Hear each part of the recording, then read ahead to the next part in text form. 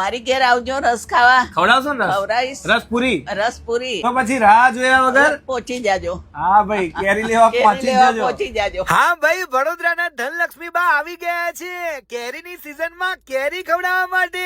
કેસર કેરી, લંગડા કેરી, લાલબાગ કેરી, આફૂસ કેરી અને ભાઈ રત્નાગીરી કેરીની તો અઢળક વેરાયટી તમારા માટે લઈને આવી ગયા છે, એ પણ માર્કેટ કરતા સારા ભાવે શ્રી કેરી કેન્દ્રમાં. તો બા શું આ વખતે પણ કેરી લઈ આવ્યા? 2026 ની કેરીઓ આવી ગઈ આપડા આવી ત્યાં? ગઈ આવી ગઈ. હાફૂસ આવે છે, પછી કેસર આવે છે જુનાગઢ. જુનાગઢની કેસર, પછી રત્નાગીરી પેલી રત્નાગીરી હાફૂસ. રત્નાગીરી આપુસ. આ લાલ વાળી હોય એને કઈ કહેવાય? આ લાલ ઉપર છે લાલબાગ.